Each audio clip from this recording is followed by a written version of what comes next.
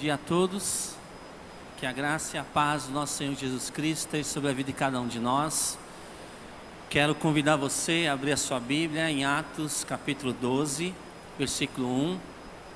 Queria trazer umas reflexões em cima desse texto da palavra do Senhor. Enquanto você está abrindo as Escrituras, há mais ou menos 3 anos, na verdade, lá por volta de fevereiro de 2020, eu tive o privilégio, também um grande desafio de assumir a reitoria do Instituto Missionário Palavra da Vida.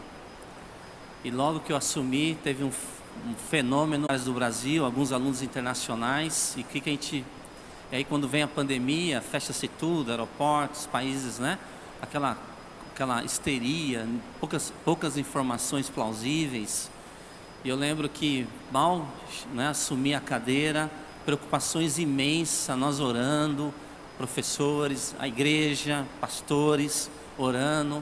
Tivemos que dispensar os alunos saem, passa-se mais ou menos uma semana, recebe a notícia que a minha sogra que mora em São Paulo ela está internada na UTI, e o médico chama a família, e aquela correria, a gente vai para São Paulo, depois de uns 10 dias ela falece, aquela dor de despedir de uma pessoa tão querida, a gente volta aqui para Benevides, e depois aí de mais ou menos 15, 20 dias no máximo, a gente volta de novo para o estado de São Paulo, porque meu sogro também não está bem de saúde, e ele veio a falecer depois de mais ou menos, né, 30 dias, mais ou menos depois de sepultar a minha sogra.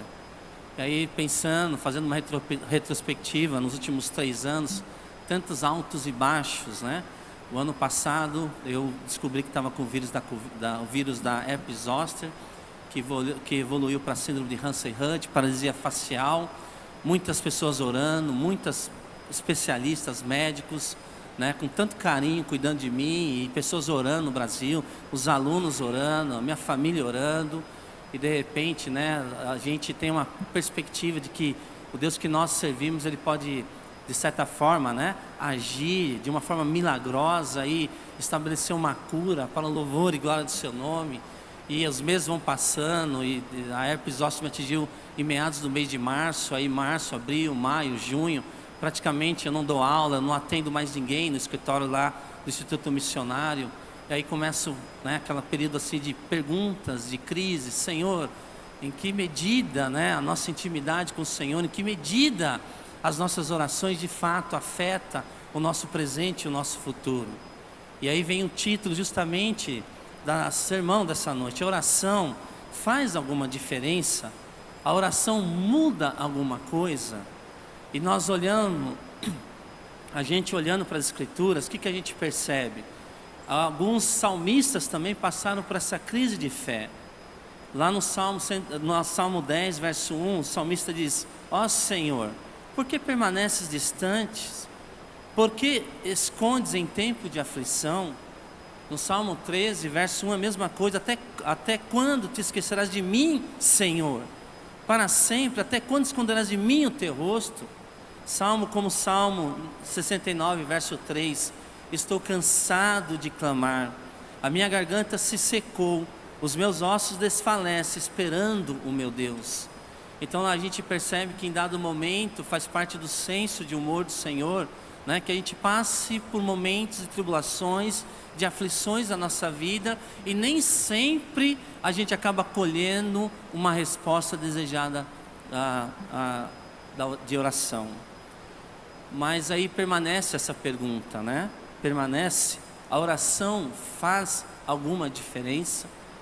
Será que ela de fato vale a pena a gente buscar ao Senhor, clamar a Ele para que Ele possa intervir em pequenas e grandes áreas da nossa vida?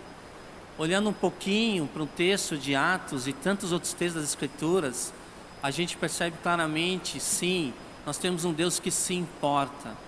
Nós temos um Deus, como o Dr. Martin Lloyd-Jones dizia, um Deus que de certa forma, Ele é afetado pelas nossas orações. Abra então a sua Bíblia, vamos ler, tá bom? A gente vai ler versículos, depois comentar, ler e comentar. Diz assim, Atos capítulo 12, tá? Lembrando que a igreja, ela está crescendo, Deus está fazendo coisas exponenciais ali em Atos capítulo 12, tá? Atos, o livro todo. Ele cobre um período de 30 anos, de Atos capítulo 1 até o capítulo 28, um período de 30 anos. É um movimento do Espírito Santo, transformando vidas, plantando igrejas saudáveis em tantos lugares. Você percebe Deus agindo, então, por meio da sua igreja. E aqui em Atos capítulo 12, mais ou menos, fazia por volta de uns 14 anos que Jesus já tinha subido ao céu. Depois que ele deu aquela ordem em Atos capítulo 1, verso 8, né? Recebereis poder ao descer sobre vós o Espírito Santo. Já se passaram por volta aí de uns 14 anos. E a igreja está crescendo, há um crescimento que acaba incomodando. Mas lá no verso 1 e 2, vamos ler. Por aquele tempo, mandou o rei Herodes prender alguns da igreja para os maltratar, fazendo passar a fio da espada Tiago, irmão de João. Até aqui a leitura, por enquanto. O que a gente vê nessa leitura, né? Herodes aqui, ele é neto daquele Herodes o Grande. Herodes o Grande é aquele Herodes de Mateus capítulo 2 que mandou matar todas as crianças do sexo masculino de 2 anos de idade para baixo. Ele é avô desse Herodes aqui de Atos capítulo 12. E esse Herodes aqui é chamado de Herodes Agripa I, que ele é sobrinho daquele outro Herodes chamado Antipas. Porque nós temos aí até aqui pelo menos 3 Herodes. Herodes o Grande, que tentou ceifar a vida de Jesus desde o seu nascedouro, lá em Mateus. E nós temos o tio desse Herodes aqui, Agripa, que é Herodes Antipa, aquele que pediu a cabeça de João Batista, né, no prato, né? Então assim, você vê de certa forma uma dinastia com uma índole bem complicada aqui no texto bíblico. Mas ele mandou prender o pessoal da igreja, alguns da igreja, para quê? Para maltratar? Esse texto diz dessa forma. Havia essa característica maldosa desse Herodes Agripa I. E aí ele consegue colocar a mão em Tiago, que é irmão de João. E ele manda o quê? Decapitar Tiago. E o texto mostra que Tiago então acaba falecendo na mão de Herodes. E aí, curiosamente, aqui apenas como nota de rodapé, depois que Tiago morre, não se elege ninguém no lugar dele, como aconteceu com Judas, lembra? Judas, ele morre, e aí em Atos capítulo 1 final, nós temos aí alguém que é escolhido no lugar de Judas. Quem? Você lembra? Matias, tá bom? Por que foi escolhido Matias? Porque de certa forma, Judas nunca fez parte dos 12.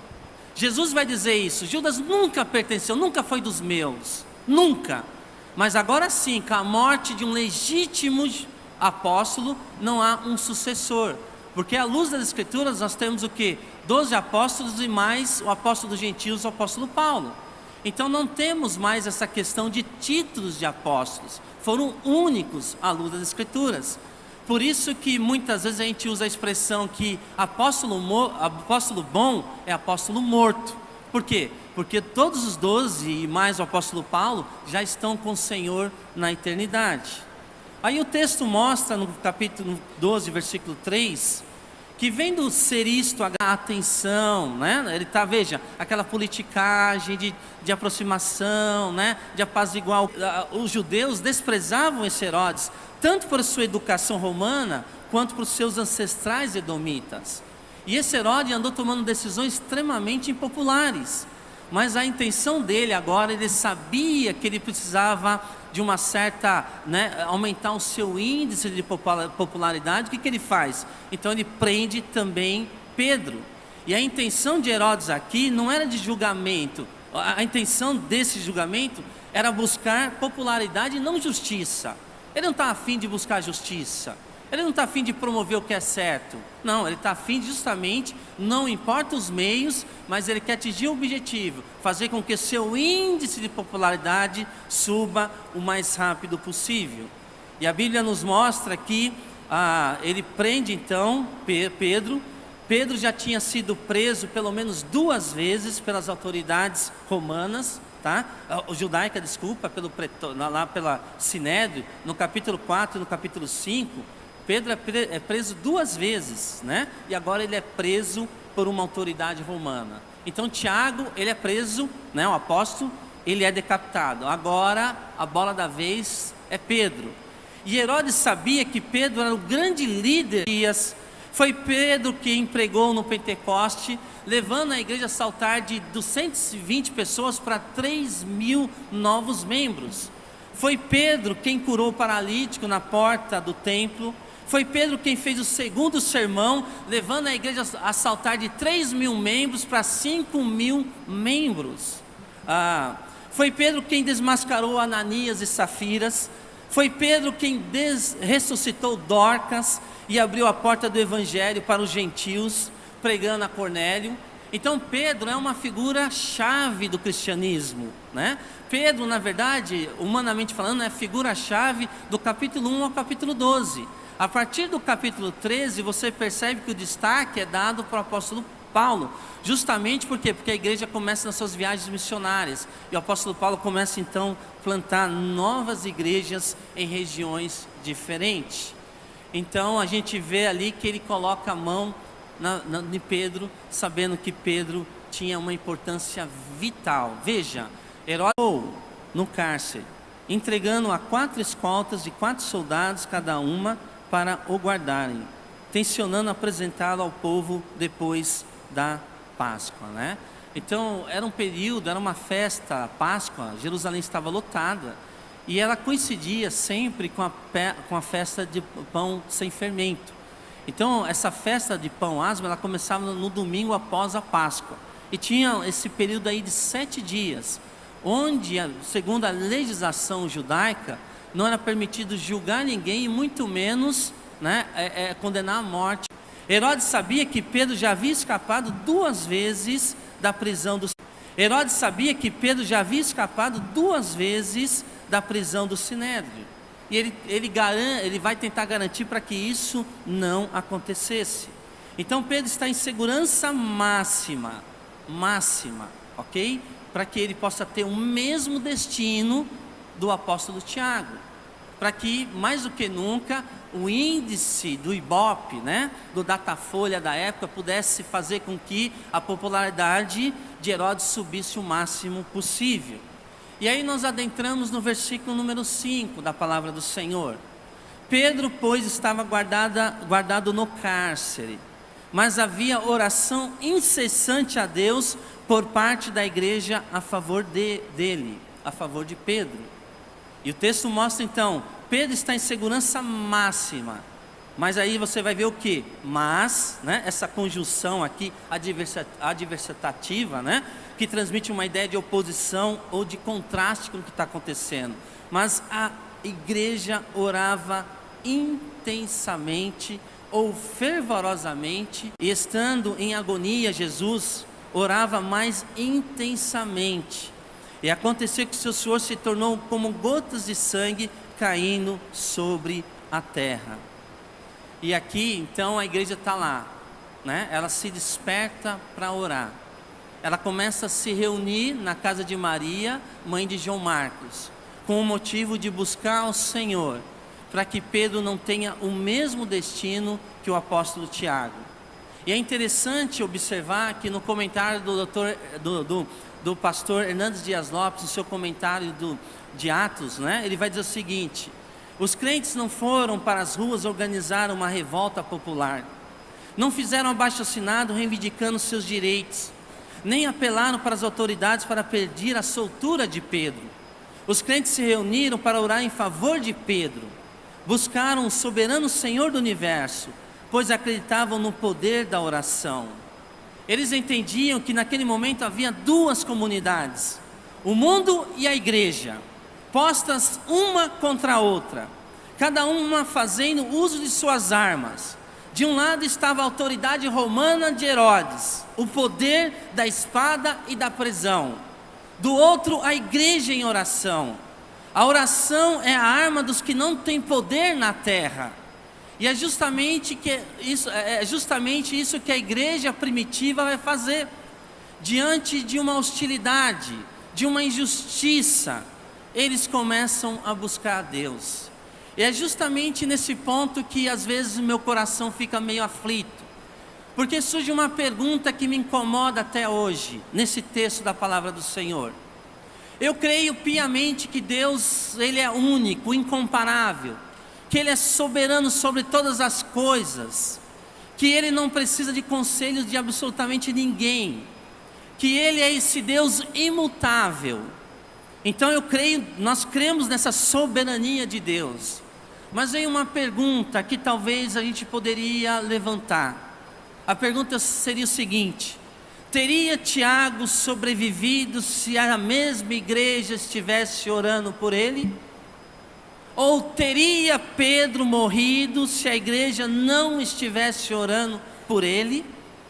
São perguntas que incomodam nesse texto. Será que essa mesma igreja pudesse ter se despertado um pouquinho mais cedo com a prisão de Tiago, e de repente se reunisse em algum ambiente ali e começasse a clamar ao Senhor? Será que esse clamor poderia ter afetado de tal forma, mudado, o prognóstico, ou de repente a decisão que foi a decapitação do apóstolo Tiago? O que você acha? Teria Tiago sobrevivido se a igreja tivesse orado por ele? Porque há um silêncio aqui. Há um silêncio. Alguns vão dizer assim: não houve tempo. Talvez, quem sabe.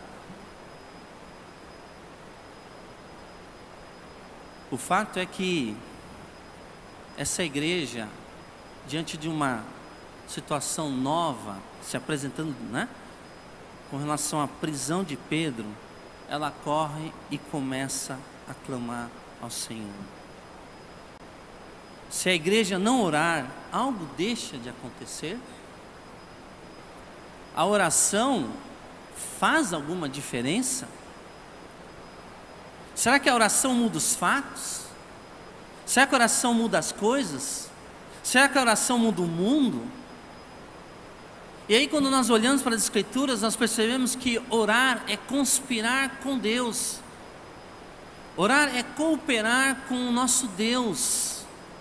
É formar uma parceria com esse Deus que tudo pode, que tem todo o controle em suas mãos.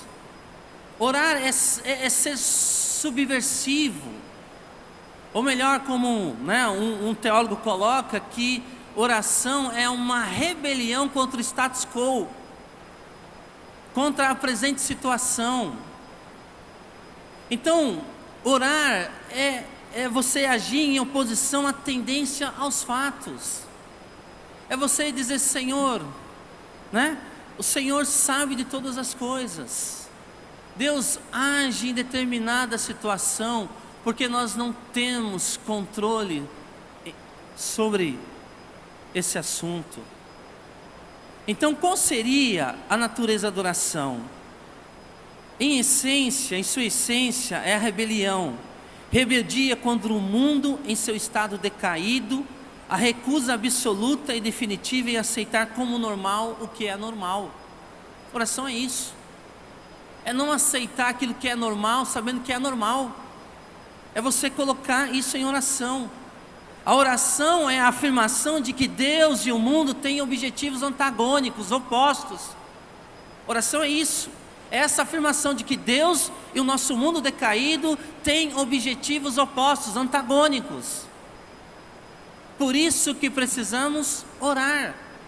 Porque coisas deixam de acontecer porque não estamos orando. E coisas acontecem porque também estamos orando.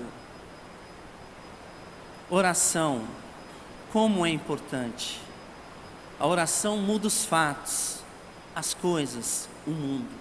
Orar é justamente isso, essa conspiração santa com Deus que está presente na história e tem todo o poder de agir. E aqui vai algumas dicas rapidamente. Pastor, até onde devorar? Como é que eu devorar? Até onde devorar? Se você quiser anotar, anote isso. Nunca mais esqueci quando eu vi esse sermão de um pastor muito querido.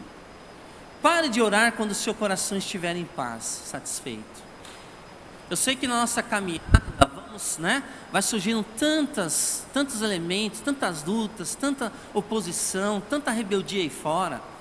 E a gente deve clamar ao Senhor, orar por vários assuntos. Talvez seria bom voltar a um hábito que muitos não têm, ou nunca, talvez nunca tiveram, alguns já têm, mas esqueceram. De uma caderneta de oração, anotar, Senhor, os motivos de adoração, Senhor, os motivos de louvor, mas também os pedidos de oração, os elementos que fazem com que a gente deva colocar diante de Deus as angústias da nossa alma. Mas veja, pare de orar quando seu coração estiver em paz. Há momentos que ainda não está em paz, e quando não estiver em paz, insista aí naquele mesmo pedido, talvez por sabedoria, talvez por uma porta aberta que ainda está fechada, talvez em tantas áreas delicadas que você já tentou bater em outras portas e não se abriram, e está na hora de usar justamente esse instrumento do Senhor, que é a oração.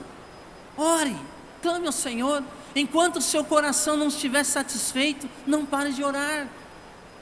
Aquele filho rebelde, aquela jovem, aquela adolescente, continue em oração, porque ela pode rejeitar os seus conselhos, se opor ao seu amor, mas ela não tem armas contra a sua oração. Ore, clame ao Senhor, busque a Ele, não pare de orar enquanto a sua alma não estiver descansando e satisfeita no Senhor.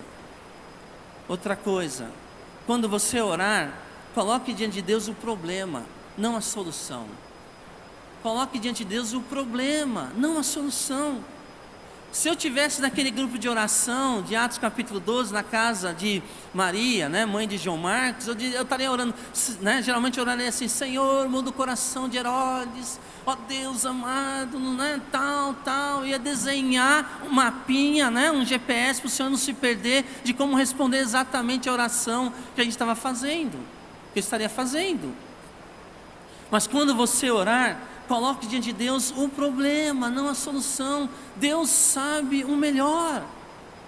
Se não me falha a memória, foi a esposa de Billy Graham, Ruth Bell Graham, que disse o seguinte: se Deus tivesse respondido todas as minhas orações, eu não teria casado com Billy Graham, que foi o maior evangelista do século passado, um homem, uma referência impressionante até hoje para nós, os batistas, e para as outras denominações, para a nação americana nem se fala. Mas ela disse: se Deus tivesse respondido todas as minhas orações, eu não teria casado com Billy Graham. O que ela quer dizer? Ela está querendo dizer que Deus sabe o melhor. Ela quer dizer que, veja, não é ela que coloca soluções, não é ela que estabelece os detalhes, os critérios. Ela deixa isso na mão do Senhor. Então, quando você orar, coloque diante de Deus o problema, não a solução. Eu lembro de uma experiência de um irmão, de um professor nosso de Atibaia, onde ele contou do seu irmão que foi pastor batista, o Mauro Moreira, um pastor batista bastante conhecido na época. E esse pastor ele era pastor titular de uma grande igreja batista no Rio de Janeiro, uma igreja que tinha frequência de milhares de pessoas. E aquele pastor era muito querido por todos, muito queridos por todos, muito, demais, é uma coisa assim impressionante, muito carismático, muito conhecedor das escrituras. Ele vivia visitando hospitais e, dado momento, ele descobriu que estava com câncer, e aí, agora é ele que tinha que parar no hospital, e o seu câncer virou para uma metástase. E a igreja orando, e a igreja orando, e a igreja jejuando, e a igreja orando, e a igreja orando, e a igreja orando. E o seu irmão comentando para a gente, o professor na época lá, que o último culto que ele teve presente na igreja, e a igreja, com lágrimas, jejuando, orando pela sua cura, ele pega o microfone, agradecendo por um ato tão lindo de amor, para com ele. E ele fala o seguinte: queridos, se Deus me curar, vocês verão a glória de Deus. Se Deus responder a oração de vocês, vocês verão a glória de Deus. Mas fique sabendo de uma coisa: se Deus não me curar, eu verei a glória de Deus. Eu verei a glória de Deus. Depois de alguns dias, ele foi ver e até hoje está contemplando a glória de Deus. A glória de Deus. Nem sempre, é a gente que estabelece o final, a solução. Deus sabe o que é melhor para nós. Deus sabe. A uns Deus livra da morte, a outro Deus livra na morte. Na galeria da fé, em Hebreus 11, uns foram libertos do fogo e da boca de leões pela fé. Outros, pela fé, foram mortos e cerrados ao meio. Uns são libertos pela fé, outros morrem pela fé. Você vê lá em Hebreus 11. Em Hebreus 11. Incrível, né? Então, primeiro, pare de orar quando seu coração estiver em paz. Segundo, quando você orar, coloque diante de Deus o problema, não a solução. Terceiro, como você ora pelas coisas que não aconteceram? Como é que você tem orado? Porque coisas acontecem porque estamos orando, e coisas acontecem porque não. Orar muda você e muda as circunstâncias. É uma ferramenta de vital importância para aqueles que servem o Senhor. Orar é justamente isso, é depender desse Deus que está presente constantemente em nossas vidas. Algumas coisas acontecem porque deixamos de orar. Algumas coisas acontecem ou deixam de acontecer porque deixamos de orar. Quando eu passei por essa enfermidade no ano passado, não foi fácil. Nossa, o primeiro mês foi terrível, terrível. Deus agiu, Deus fez muitos milagres com relação a recuperar parte da mímica facial. Eu louvo a Deus por isso, de todo o coração, né? Mas Deus, assim, o quanto isso me levou a uma intimidade maior diante do Senhor. Gente, não existe nada que possa trocar essa experiência de caminhar com o Senhor no deserto. Essa intimidade de você estar mais próximo, Deus está te exortando, te lapidando, te encorajando diante de outros desafios, porque isso fez com que eu saísse de uma rotina exagerada de atividade, de um ativismo, para tirar uma pausa e começar a desenvolver um relacionamento melhor, face a face com o Senhor. Como isso é muito positivo também. Olha lá em Atos 12:6. Quando Herodes estava para apresentá-lo, né? Veja, a igreja está orando incessantemente por quem? Por Pedro. A igreja está orando. Senhor, Pedro é valioso, não deixa ele ter o mesmo destino que Tiago. Olha só, você tem orado pela liderança da sua igreja? Pastor Heiker, pelo colegiado de pastores, né? Pelo conselho diaconal, pela liderança administrativa da igreja, pelos ministérios da igreja, pelos líderes de ministério. Você tem orado? Essa igreja começa a orar. Deus, Pedro é valioso, Senhor, não abrevia a vida dele não. A gente precisa desse Pedrão. Eu sei que ele é duro, às vezes ele é direto, né? Mas Senhor, ele é bênção, ele soma. A igreja está orando incessantemente, fervorosamente pela vida de Pedro. E aqui no verso número 6, quando Herodes estava para apresentá-lo, naquela mesma noite, Pedro, que dormia entre 2 soldados, acorrentado com 2 cadeias, e sentinelas à porta guardavam um cárcere. Que coisa impressionante, né? Veja, já estava encerrando o período na festa de Páscoa e Pães Asmos. O que ia acontecer? Herodes ia apresentá-lo, porque ele teria o mesmo destino. No outro dia, possivelmente, seria decapitado. E aqui nós vamos ver Pedro que dormindo, gente, descansando. Ele não está em histeria, agonizado, preocupado, né? Ele não está inquieto, não, ele está dormindo entre soldados. Entre soldados. Porque ele sabe que o seu futuro pertence ao Senhor. Ele tinha essa certeza, essa convicção em seu coração. Não é à toa que a Bíblia, em vários momentos, especialmente lá em Mateus 6, e aí o Paulo escrevendo aos Filipenses, ele vai fazer uma clonagem de Mateus capítulo 6, das palavras de Jesus: não andeis ansiosos de coisa alguma.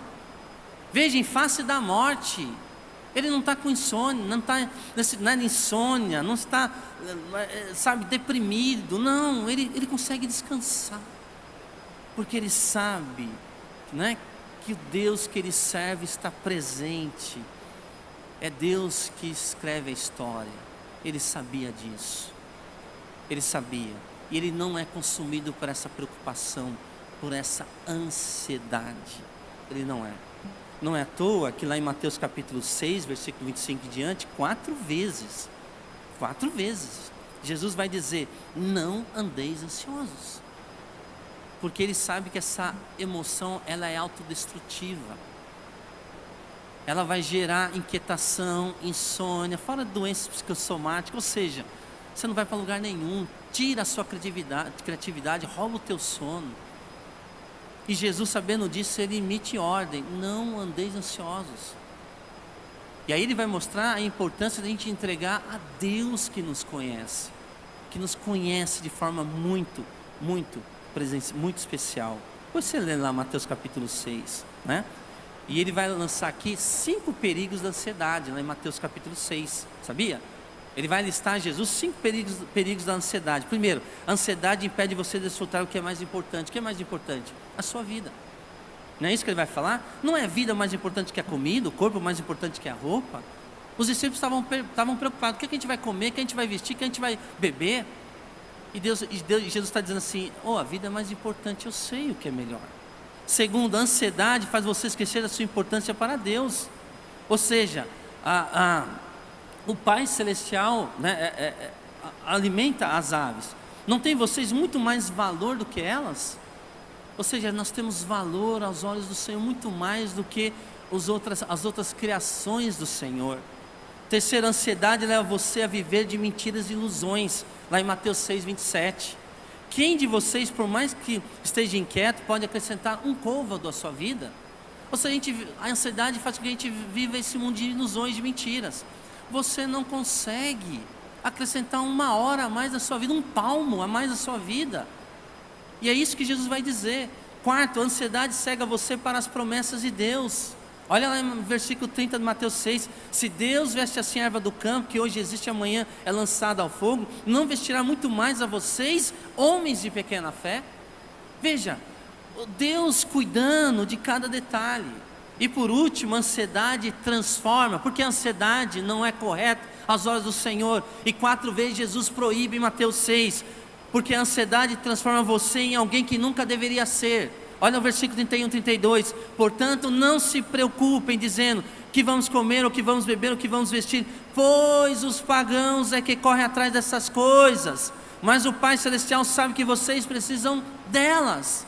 Ou seja, são os pagãos que vivem inquietos, instáveis, mas aqueles que pertencem ao Senhor, né, confiam plenamente nesse Deus. Lógico que eles não vivem de braços cruzados, eles agem, são proativos, acordam cedo, né, vai à luta e tudo mais, mas sabe dessa dependência total no Senhor. E aqui nós temos então, né, Pedrão dormindo. Aí do versículo 7 e 8 em diante, o que vai acontecer, né? O que a gente vai ver ali no versículo 7 e 8 em diante, né? Eis porém que sobreveio um anjo do Senhor, e uma luz iluminou a prisão, e tocando ele o lado de Pedro, despertou dizendo: levanta-te depressa. Então as cadeias caíram nas mãos. Disse-lhe o anjo: cinge-te e calça as sandálias. E assim o fez, né? Veste a tua roupa, calça a sandália, né? Disse mais: põe a capa e segue, né? Que coisa maravilhosa. Inclusive o teólogo puritano Thomas Watson vai dizer o seguinte: o anjo chamou Pedro na prisão, mas foi a oração que foi buscar o anjo, para que ele pudesse visitar aquela cadeia de segurança máxima, né? Máxima. Em Atos capítulo 12, versículo 9 e 10, então saindo o seguia, não sabendo que era real o que se fazia por meio do anjo. Pareceu-lhe antes uma visão. Olha, mesmo sonhando, ele é obediente a Deus, né? Que coisa linda. Isso que é sintonia com o Senhor. Ele achava que era uma visão, estava sonhando, mas ele mesmo sonhando, ele obedece. Ele obedece. Pedrão obedece. Depois de terem passado a primeira e a segunda sentinela, chegaram ao portão de ferro que dava para a cidade, o qual se eles abriu automaticamente, e saindo, enveredaram por uma rua, e logo adiante o anjo se apartou dele. Nossa, que coisa maravilhosa esse texto, né? É lindo ver essa ação do Senhor na vida de Pedro. Pedro vai aonde? Vai lá naquela casa onde a igreja está se reunindo em oração. Ele bate na porta, vem atender uma criada chamada Rod, ela fica tão assim, impactada. Meu Deus, isso que é oração instantânea, né? Responde oração instantânea, aparece Pedro. Pedro apareceu e ela fecha a porta na cara de Pedro. Vai avisar a turma lá, né? E aí o pessoal, não, Rod, não é possível, não sei, deve ser o anjo dele. Tudo, menos a resposta de oração. Às vezes todas as portas se abrem, menos a porta dos amigos, né? E Pedro lá de fora, batendo, até que eles abrem. E Pedro entra. E a igreja glorifica o Senhor por essa intervenção maravilhosa da parte de um Deus Todo-Poderoso.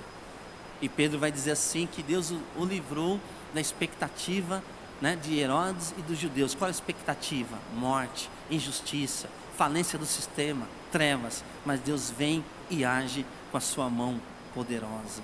Que coisa maravilhosa o que Deus fez ali.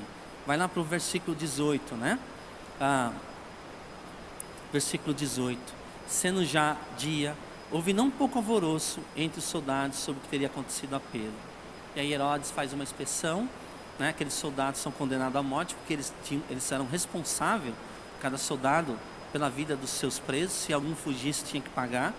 E aí, né, no final ali do versículo, vai mostrar que, e descendo da Judéia para Cesareia, Herodes passou ali algum tempo. Então o que acontece? Herodes, ele fica envergonhado diante da situação. Ele deixa Jerusalém e vai para o seu quartel-general na cidade de Cesareia, né?